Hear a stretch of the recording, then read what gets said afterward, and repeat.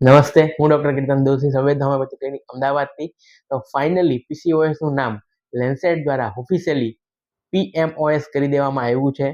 તો 14 વર્ષના સ્ટડીઝ અને 22,000 પેશન્ટ ઉપર સ્ટડીઝ કરીને રિસર્ચરો દ્વારા પીસીઓએસ એટલે કે પોલીસિસ્ટિક ઓવરી સિન્ડ્રોમનું નામ officially PMOS poly endocrine metabolic ovarian syndrome કરી દેવામાં આવ્યું છે કે this is very very good thing.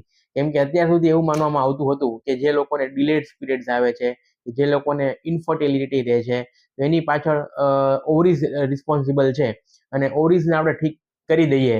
પરંતુ સમજમાં આવ્યું કે ફક્ત ઓવરીઝ છે એ ટાર્ગેટ ઓર્ગન છે, એ ખાલી ઓર્ગન અફેક્ટ થાય છે, પરંતુ બેઝિકલી ઘણા બધા હોર્મોન્સ, પોલી એટલે ઘણા બધા, એન્ડોક્રાઇન એટલે કે આ હોર્મોનલ ઇસ્યુ છે ઘણા બધા એક સાથે, અને સાથે સાથે ચયાપચય મેટાબોલિકની સાથે ઓવેરિયન સિન્ડ્રોમ એટલે ઓવરીઝ થાય છે. ઘણા બધા પેશન્ટ એવા હતા કે જેના બીજા સિમ્ટમ્સ જોવા મળતા હોય, જેમ કે વજનનો વધારો છે, મૂડ સ્વિંગ છે, મેન્ટલ કન્ડિશન અફેક્ટ થાય, ઊંઘનો ઇસ્યુ આવતો હોય, ચહેરા ઉપર ખીલ આવતા હોય, ખાસ કરીને હેરફોલ થતા હોય, હેર થિનિંગ થતા હોય વુમન્સને, અને જોડે જોડે ફેશિયલ ઉપર હેર ગ્રોથ આવતો હોય. પરંતુ જો સ્કેન કરે, સોનોગ્રાફી કરે અને જો સિસ્ટ ન આવે તો એવું કહી દેવામાં આવતું હતું કે તમને પીસીઓએસ નથી કે સિસ્ટ નથી.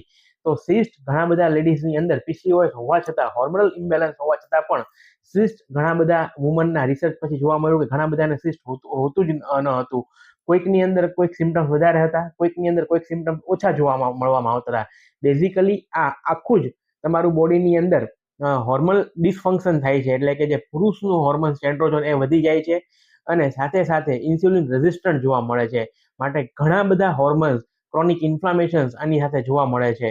એટલે અને લોંગ ટર્મની અંદર આ ફક્ત તમારું ઇન્ફર્ટિલિટી કરે, પીરિયડ્સ કરે, હેરફોલ કરે, ખીલ કરે એટલું જ નહીં, લોંગ ટર્મની અંદર તમને હાર્ટ હેલ્થ તમારું ખરાબ કરી શકે, તમારું લીવર તમારું ખરાબ કરી શકે છે, તમને બીપી લાવી શકે છે, ડાયાબિટીસ પણ લાવી શકે છે.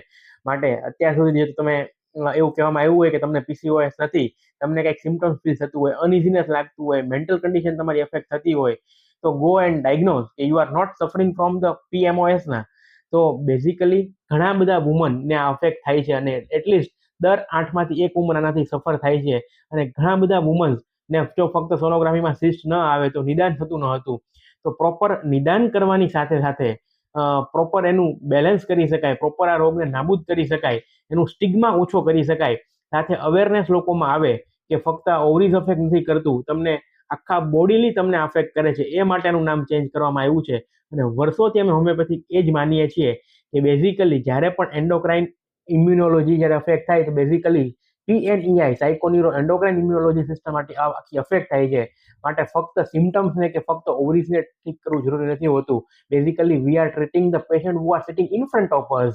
અમારી સામે જે પેશન્ટ બેસે છે એનું શું રોડ કોઝ છે, એને કયા સિમ્ટમ્સ છે, એને શું ફીલ થાય છે, શું એનો એક્સપિરિયન્સ થાય છે, અમે બેઝિકલી એ લેવલે કામ કરીએ છીએ.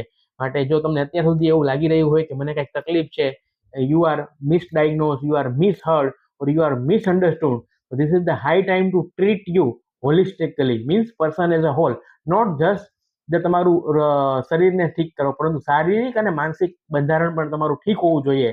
તો હોમિયોપેથી એક્ઝેક્ટલી આ જ ઉપર કામ કરે છે. તો this is a very good thing coming કે પીસીઓએસ નું નામ ફાઇનલી ચેન્જ કરીને પીએમઓએસ કર્યું. That's all. Thank you.